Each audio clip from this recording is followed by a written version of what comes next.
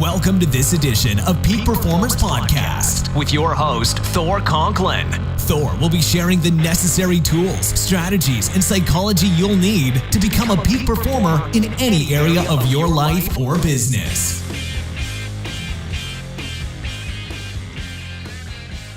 Welcome back to another episode of the Peak Performers Podcast. I'm with Curt Scepaniak. He is the president and CEO of Horizon Roofing. I almost didn't get that out. Horizon Roofing. Did I get that correct? That is right. Excellent. You know, Curt, you started when you were 12 years old, actually even 10 years old, working for your dad, and you started out just sweeping floors. You know, I try to get my son to sweep the floors of my manufacturing facility. He wouldn't do it.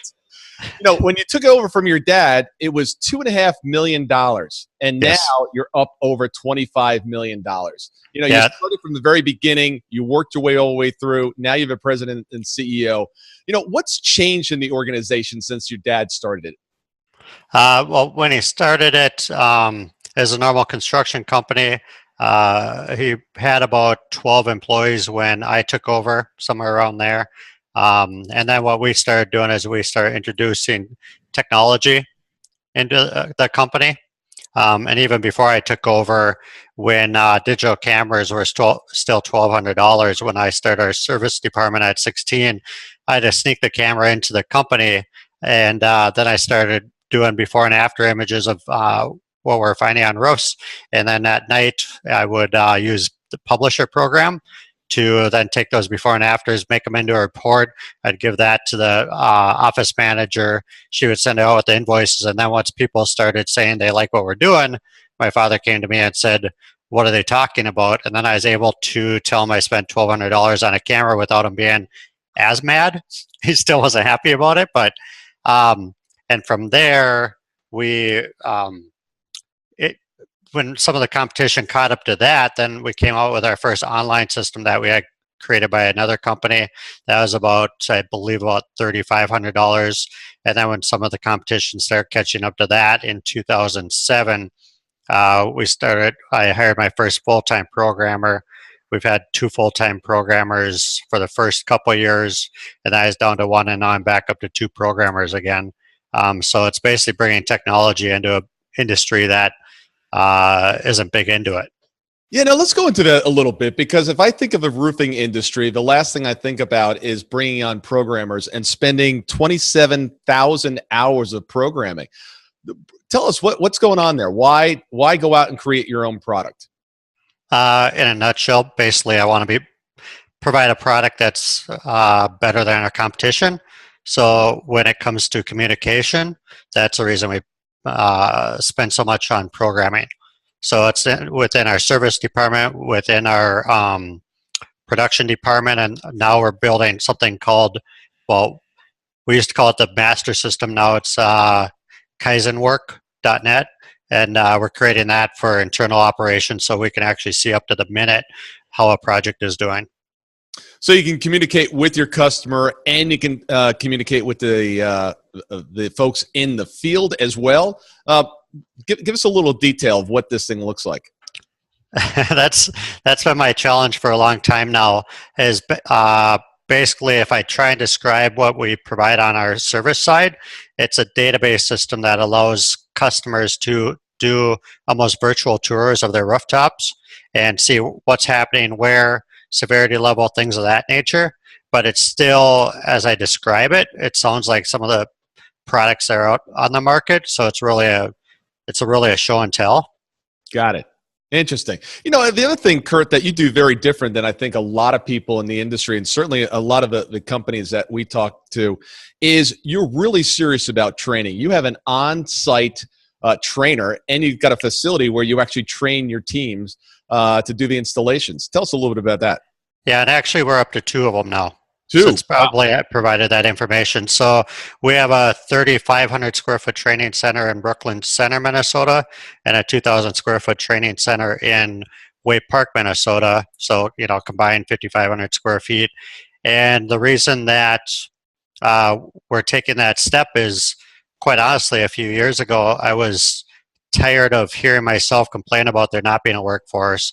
I was sounding like everybody else, and I'm like, I basically figured I should either shut up or do something about it, because I was even annoying myself. So basically put my money where my mouth was. And so yeah, we looked for a couple different trainers and couldn't find anybody that quite fit what we wanted to. And actually one of my senior service techs, he was getting close to retirement, and I don't know why I didn't think about him sooner. But then I approached him about it, and now he has no plans on retiring. He's really enjoying training. And it's basically what I think most companies should do, is because we spend lots of money on the online help wanted ads, the recruitment bonuses, all this other stuff, and really it's kind of a waste of money. So it's so we are building our workforce, and we're able to control quality and everything a lot even more now, and it's working out quite well. You know, it's funny. I was just having a conversation with a client yesterday, and they said, you know, I've got this person on my team. They're really not cutting it, and I think I've got to let them go. And I said, well, who messed up? You or them? And he goes, what do you mean, who messed up? I said, well, whose fault is it that they're not performing? He goes, theirs. I said, really? Is it really their fault, or could it be your fault? He goes, how could it be my fault? I said, okay, how much training have you given them? There was like silence. Yep. Like, well, you know, I need to bring people in that don't need to be trained. I was like, oh, I'd love to find out where they're made. You know, Yes. We forget as CEOs that our job is not only to find the best talent and to bring in the clients, but we also have to continue to train our team. And that's an ongoing process that so many organizations forget about. Yeah, absolutely. And we've seen that too, where I think right now we have 8 production roofing crews, 5 sheet metal crews, and I think 6 service crews. And we've also found that if somebody doesn't work out with one crew, we've been able to move them to a different department or a different crew, and they work out better. And I totally agree with you. There's been people in our past that when they didn't work out with us, I question that too. It's did Horizon fail them, or did they fail us? And one of the things that really opened up my eyes to training was 2 years ago, my son plays hockey. So he's a mite, and I helped out with hockey. I didn't play hockey, but with being out on the ice with the kids, and not a great skater or anything, but with being out on the ice and looking at training our employees, I'm like, at no time have we ever taken or let me take a step back. At no time do we ever push the kids out on the ice and say, now go score and be an awesome skater, right, or you're kicked off the team. You know, it's constant. Great analogy. Great analogy. But yet we do that with our employees all the time. Yeah. So that's why the continuing training is smart to do. And we even, like this year, we'll be close to around 100 employees real soon here. And what I plan on doing, probably will peak out at about 110 employees this year. I plan on overstaffing by 1 or 2 employees. And the reason for that is because then we can constantly have people in the training center and constantly be improving people. I cannot emphasize how important training is. I don't care what you're doing, whether you're doing manufacturing, you're doing the service trades, whatever it is. I don't care if it's in-house and you're just doing customer service. Training has got to be an ongoing thing. And if it's not part of your system right now, it needs to be implemented in there. You know, another area that you are really excelling at that probably a lot of people may look at your site and not understand. I was actually in the insurance business for 18 years, so I immediately saw your 0.59 mod. And for those that are not familiar with it, basically what that is a 41% discount off of standard rates, and that's based on your experience and your avoidance of loss. How do you keep such a great record on the loss front? That's part of the training, and it's also not being lenient on safety at all. So if somebody is in a situation where it would be a serious violation, they can we suspend them for 2 weeks. Excellent. So, and when we first started doing that, that was actually quite scary to do, because we're concerned, are we going to lose this person if we suspend them for 2 weeks? Because it is a tough industry. A lot of people are looking to hire, and we're happy to say that we haven't lost anybody with that, and we have suspended a couple people. Yeah. So, well, you're in an environment where you're working at high heights. And if something is violated, people can kill themselves. Yeah, it actually happens.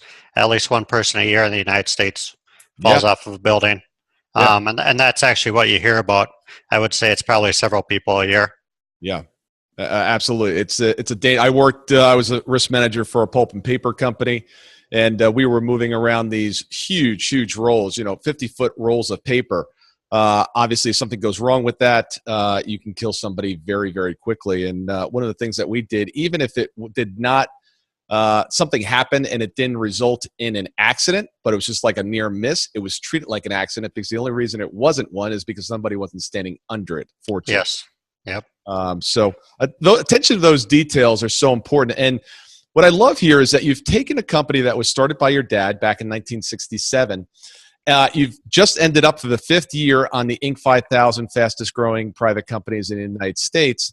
And people think so often that, everything's an overnight success.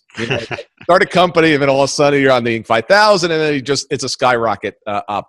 So many of the companies on the Inc. 5000 have taken decades in order to hit their stride. Last 5 years, 197% increase in revenues. What was the turning point? What happened? Yeah, so I agree. A lot of people see it as overnight success, but it's only been 18 years in the making plus. But what's been the biggest thing is even over the last 5 years, we're not the same company we were 5 years ago. We're definitely not the same company we were 10 years ago. Our dedication to quality, safety, the customer service, we just keep increasing. So that's really where, and that takes time, right? To basically for customers to be able to see that. So like when people get eager to, they join a group and they're like, they want to make something happen. Let's say we're in the commercial world. So it's commercial property managers, facility managers, and corporations. When I started getting into more of the commercial world, the higher end customer base, it took 3 to 5 years of going to networking events, walking into a group of people that you don't know anybody, and you're like, kind of a little freaked out to walk into it. I mean, even walking in, you're like, oh, I don't want to do this. You almost feel like walking out, but you get your butt in there and you start the conversations. 3 to 5 years of doing this, and then it starts breaking down doors to finally have people go, okay, I'll try you out. And then over time, then they'll introduce you to other people that they know that are in the property manager, facility manager world. But it just all takes time. And if you screw up, basically you fix it fast. Even if it might not be like our fault, we fix it. We try and fix it fast. The way I see problems is, and I see how people handle problems is, I see it as when a problem happens, some people have a window and some people have a mirror. So what some people do is they'll look out the window, they'll look around, they'll look for anybody else that they can blame, and they'll delay fixing an issue. We like to first look in the mirror, see if it was our issue, and either way, we're jumping on it right away because people know you're human, but it comes down to how you handle issues when they happen. Yeah, I love that. I might have to steal that. Is that trademarked or anything? No, it isn't. Go ahead. All right, good. Please do share, because the more people that look at it that way, the better off things will be. Absolutely. It's one of the lessons that I learned when I was very, very young in my career. And that was, problems don't get better with time. And I remember going to my boss, I probably was 21, 22 years old, and there was a problem on an account, and chances are it was going to get fixed, but, we don't know. 80, 90% of the issues got fixed anyway. So he said, have you told the client? I said, no, I haven't told the client because, it's probably going to get fixed anyway. He goes, tell the client now. I was like, well, it's probably going to get fixed by tomorrow. He goes, tell the client right now. Problems don't get better with time. Tell the client, and then tomorrow you can call them back and say, I fixed it. It got done. But never hold back bad information or things that can negatively affect them. Communicate. And I've used that throughout my entire career. And it's not an easy conversation to have, right? To pick up the phone and say, you know what, we screwed up. Here's what's going on. Most of the things you are able to fix, and they're happy. But I'm telling you, once you start doing this, and I'm sure you know this, is that the respect and the leniency almost that you get from clients when they know that you'll immediately tell them what's going on and you're willing to share that information freely, upfront, quickly, it changes the relationship. Oh, absolutely. Absolutely. It's a relationship. Yeah, absolutely. What keeps you up at night? What keeps me up at night? Not a lot right now. I would say a year ago, in business with growth, we got into large scale shingling and siding projects about 2 years ago. What kept me up then is I had somebody in a position that should not be in the position. And we also got into, and even though we're in roofing, we haven't historically been into the shingling and siding side. And basically that department for the first 2 years was a train wreck. So that's what kept me up. It cost us a lot of money. It's one of those things where business is one of the most expensive colleges you could have. And I've learned from that. I wouldn't get into another industry if I didn't have almost like basically a team of people that could, because then you can cross-check things. Yeah. Did you fix it or close it? We fixed it. Okay. So I actually had somebody that we brought on year 2 of it, and the good thing for him is he actually got to learn what not to do as we're fixing all this. And he is very analytical, so he's not wishy-washy on anything. He doesn't assume anything. So now that division is doing real well. So, people ask me all the time, Thor, what's the differences between your clients that are absolutely killing it and those that are struggling? And for me, it comes down to, of course, execution, right? The ones that are doing well are executing. Well, what leads to the execution? And so often it's the people. They've got great people. What do you think is the key to the execution piece? Well, absolutely, it's people. So I have 3 things. We've been on the Inc. 5000 list a few times. My three things is 1, the quality needs to be there. 2, the profit needs to be there, and if the profit's not there, we know why and we know how to fix it. And then 3 is basically I have to have a company that people like working for and with, and that means our employees and our customers. So to the extent that now I hired somebody that she's our director of experiences, and what she'll be doing is not only the marketing, but when we have customer events, when we have employee events, everything involved. What I say is what her job is to make sure that 98% of the people that come in contact with her eyes in it enjoy the experience that they had. And I say 98% because you're never going to be completely perfect. So you're not going to make everybody happy. I love the fact that you put in profit. Of course, we're profitability consultants, and occasionally I'll run into somebody and they're like, what do you do? I have a profitability consulting firm. I said, business is not all about profits, and I agree with that. But you're not able to bring on trainers unless you have profits. You're not able to bring on great people unless you have the profits to bring them on. You're not able to take care of your clients to the level they need to be taken care of unless there's profits. At the end of the day, somehow this has to get funded, and the profits are the means in which to do that. So I'm always willing to defend that in a cocktail party or something, but it's interesting, and I love when people understand that profits are at the center of an organization. Otherwise, just start a nonprofit or take a bunch of your money and just let it leave the room. Well, if you don't have a profitable company, you just can't provide the experiences and culture that's needed. So, yeah, absolutely. Any great advice that you learned along the way? Your dad may have told you, or somebody else in business that you just kind of jotted down and said, "Man, that was a pretty good one." A lot of my knowledge has came from some of the hard knock stuff. It's when before 2008, for instance, I was taught, if you want to make 20% profit margin on a project, you just, let's say it's a $100,000 project, you just go to, times 2, and basically that's your 20%. Where during 2008, when the market was crap, that's how we're doing it. And I was looking at the profit loss, and we weren't making any money. We actually paid about $100,000 to be in business that year. And so then I went to my CPA, because my bookkeeper, when I went to her, she said, well, I don't know that. I'm not sure what's happening. That's also when I learned the difference between bookkeeping and accounting and the different levels of controller. But then I went to my CPA and I learned, okay, that was a markup, not profit margin. Geez, I wish I had, some big wisdom to provide. You just actually did share some great wisdom. And that is, if you don't understand the numbers, you're not tracking, not measuring, and looking at them, you can end up in a situation where you don't lose $100,000 in a year, but a couple of years go by and you go, what happened to the business? Well, what happened to the business, if you have your house and everything tied to it, which there's plenty of business owners that do because of lines of credit or whatever, you're going to, all of a sudden one day, it's what happened to my business, my home, and, hopefully that didn't mess with your family life too. Number one is know your damn numbers.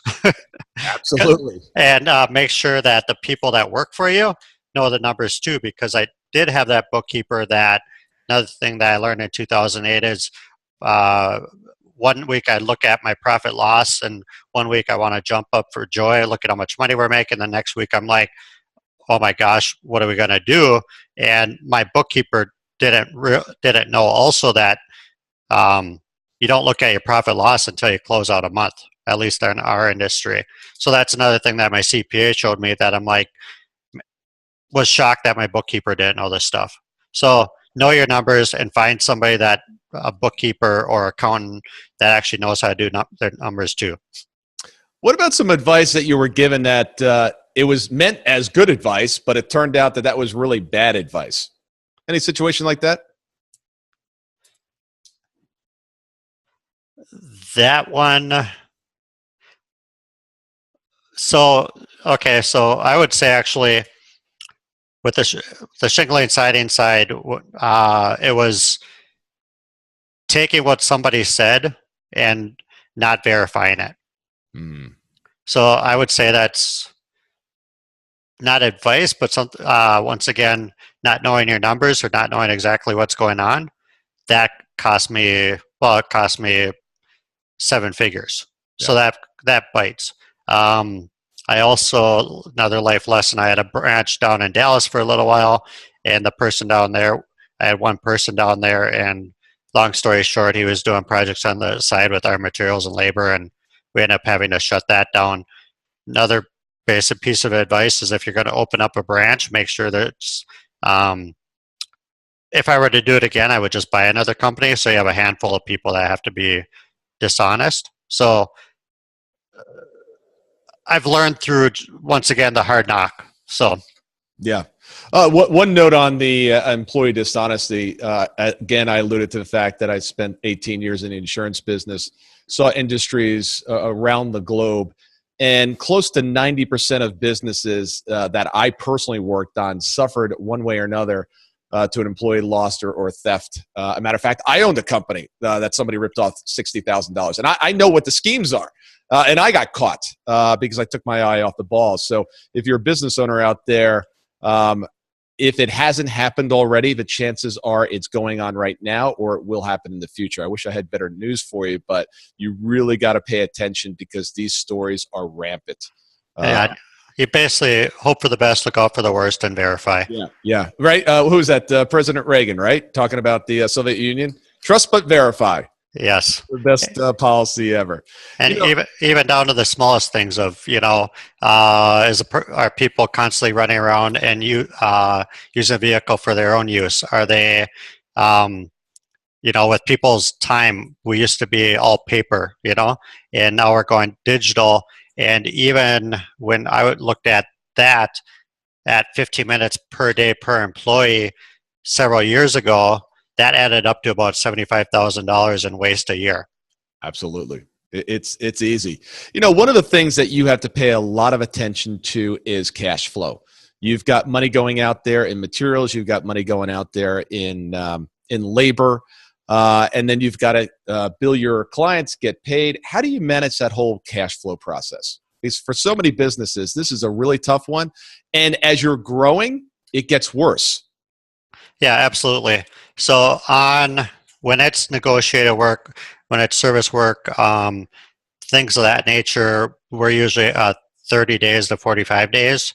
On new construction projects, we're pushing about 57 days on our cash flow cycle. So yeah, definitely at times when you're growing, and if you're growing at 40% a year over year, times get very tight, and especially if you have the cycle like we do. We don't shut down, but we do slow down in the wintertime. And then we start burning through some cash. We start up in end of first quarter, typically, where we still really start going. Then we're waiting that 45 to 60 days to get paid.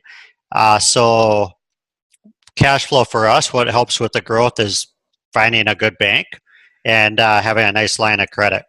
Yeah. Because it is usually sometimes in second quarter, but it's usually like third quarter is when we're year-to-date cash positive. So, yeah, that is difficult. I used to work on a national amusement park account, and they make all their money in the summertime. Well, when it came to March, I mean, they were dead broke until the parks opened up and they started going. I mean, they just had no cash. It was very difficult. And if you're a business out there and you're listening today, if you don't have a line of credit because you don't need one right now, go out and get yourself one, because when you actually need it, that's when you're not going to be able to get it. So have it on the side, because when you need it, you don't want to be looking for a line when you actually need it. Absolutely, I agree with that. And also, just because you've been working with XYZ Bank for however many numbers of years, go build relationships, even if you're not going to use those relationships at that time. Because like back in 2008 when the market sucked and we were paying to be in business, I actually went to the bank that we were been banking with for over 20 years, and they said they're not going to look at increasing our line of credit. And then I went to a larger national bank, and it was upsetting because I went to a national bank, they doubled our line of credit, where our bank that we've been with for years wouldn't touch it. And then they even would have given us an equipment loan or equipment line at that time too. So again, even if you're not going to use, thinking that you're going to have to switch to a different bank, build relationships. Because like for instance, I bought our Brooklyn Center building 2 years ago. The national bank that I was with, because of some environmental stuff at the property, couldn't do it. So the deal would have never happened if I didn't have other relationships in place. And now we're looking at acquiring other businesses as well. And, if one bank can offer you a 0.5% difference on your interest, it's a dramatic amount of money. Absolutely. Well, Kurt, I really appreciate you joining us today and filling us in. Congratulations. What's next for the company? Next for the company is we think that this year will be another nice growth year. We might be acquiring another company in August, but that's about the extent I can say with that. And we just continue to grow. We continue to improve our training program, so we're adding a couple more different types of training to it. We are looking into how we could maybe use virtual reality or even augmented reality with presentations or even with training, and even robotics. We are likely going to, if it's not this year, next year, we're going to be create a competition, a robotics competition, to start creating equipment that we can use in our industry to help offset the labor shortage.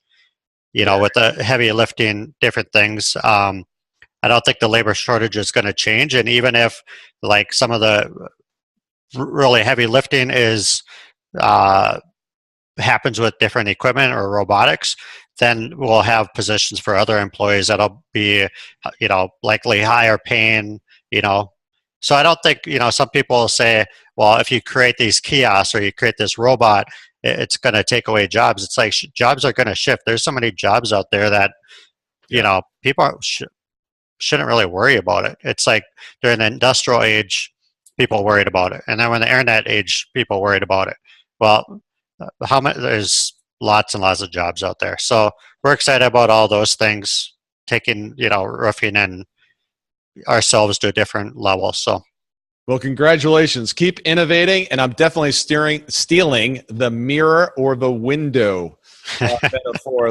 Absolutely loved that. Kurt, tell the audience how they can get in touch with you if they have any questions. Okay. Our phone number is 612-333-1481. Our website is horizonroofinginc.com. So it's horizonroofinginc.com. And my email address is Kurt, K-U-R-T, at horizonroofinginc.com. And you can also find me on LinkedIn, Facebook, all those fun places too. So terrific. Are we going to see you on the list next year? I definitely think so, yeah. So Awesome. Congratulations. Thank you. Thank you. Take care.